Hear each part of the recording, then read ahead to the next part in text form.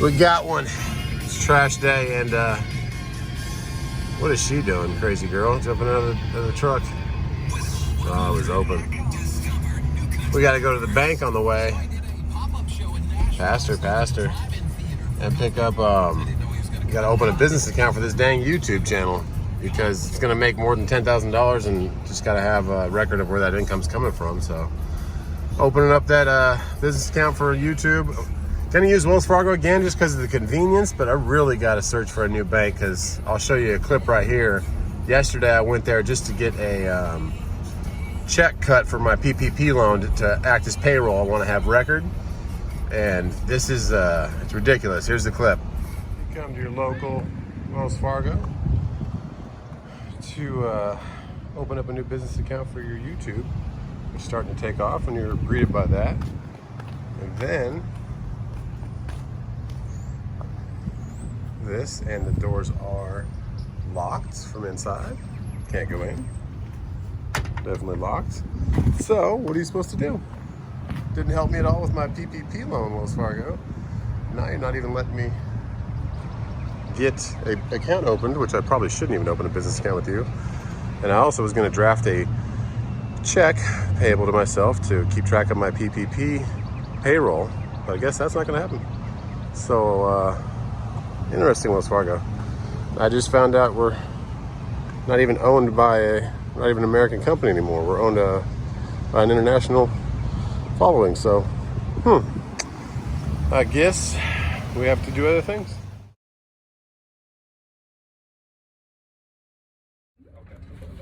So then the reopen is like a state thing when they decide?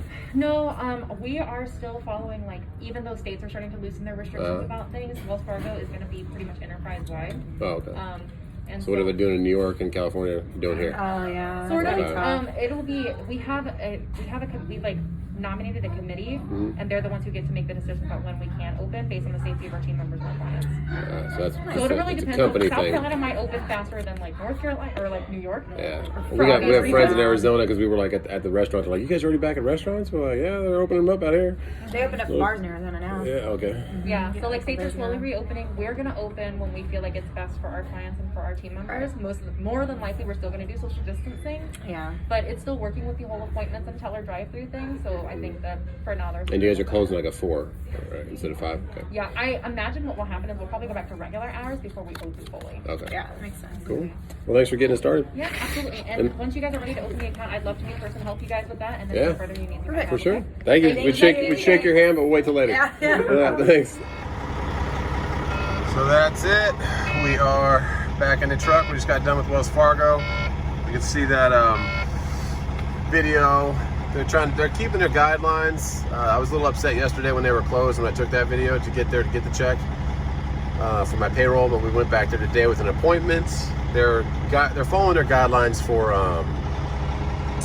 the whole company, not for the states, because as of the state of South Carolina, they could be open, but they're following their own committee that they put together, as you can hear the lady say there in the video. So if you have a bank that's like that, I was a little upset yesterday because I just thought it was kind of a banking thing that they were just, Wells Fargo wasn't helping me with PPP loan either, so I already had a bad taste in my mouth, but took care of us today.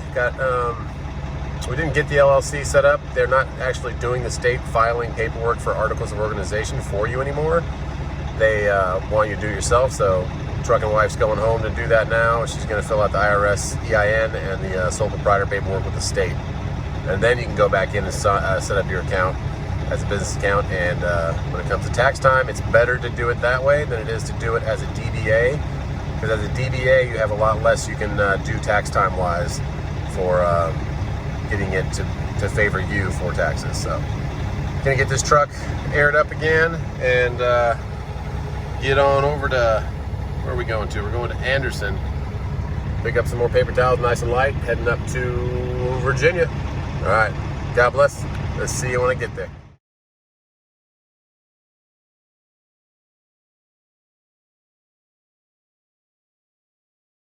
So this video will be titled, I guess, banking, CPA, banking, setting up your business account. I would do it, my opinion, not my advice, do it as a sole proprietor. for any business you're setting up that's small enough. And don't do it as a DBA, because then you can't write anything off as a DBA. You can't do, it's hard to do your taxes. And get yourself a good CPA. Don't just go to H&R Block or do TurboTax for yourself unless you're great with accounting and you did good in economics in college or even high school.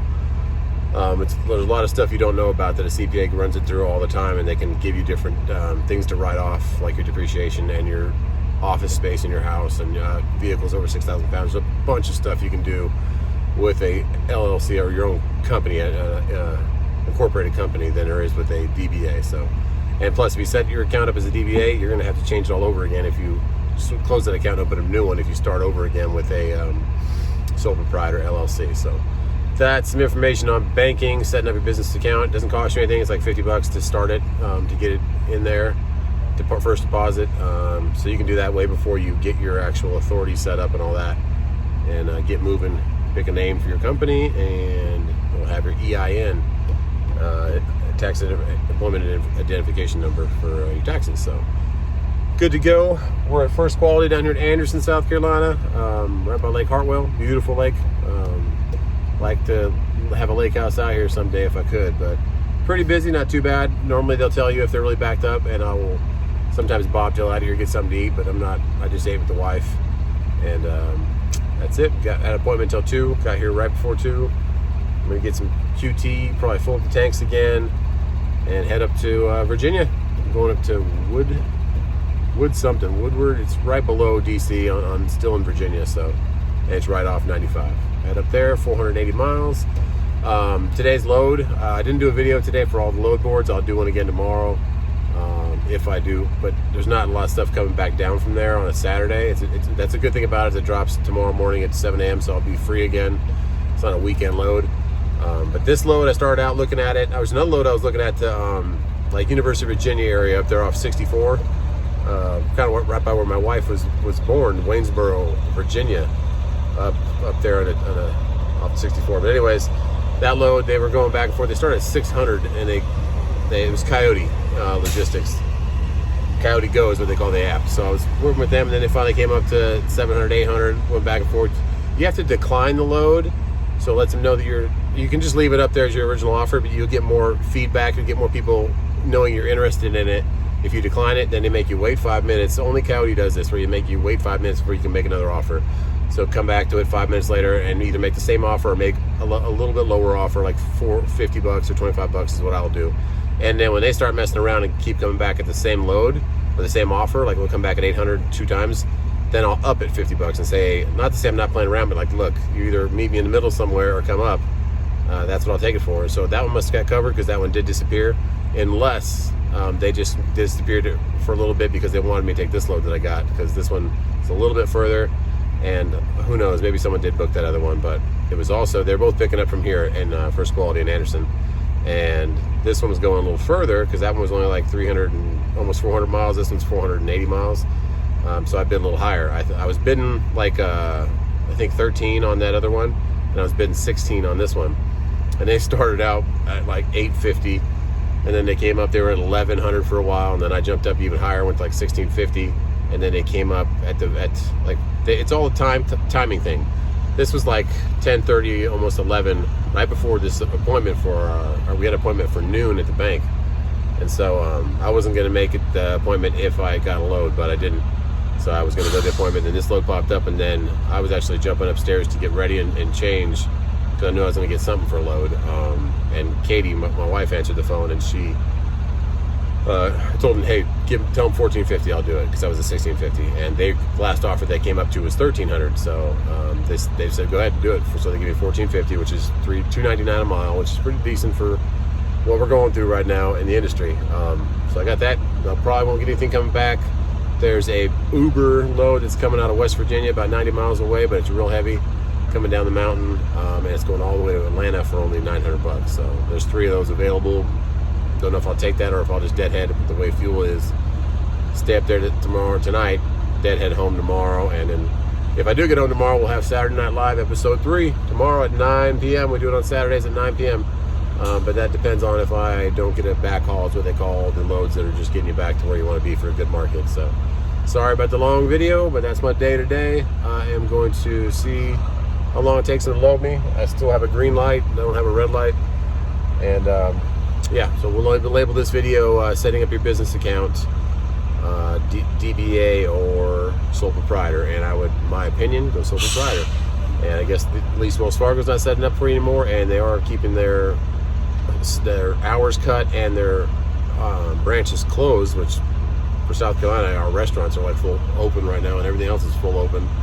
So they're just taking the guidelines of the whole company, not the states. So you might have the same thing to deal with in your area. But that is my content for you today. Get this all going. Katie will set up the articles of authority and the sole proprietor. Any questions you have for like ahead of time for the Saturday Night Live, if we get that going tomorrow at 9 o'clock, email them to justtruckandwife@gmail. The name of the YouTube channel plus add wife to the end @gmail. And she's going to kind of take the best ones, and we'll answer those for you guys tomorrow night. All right, God bless. I am going to, I guess, watch some TV, see what's going on today. See you later.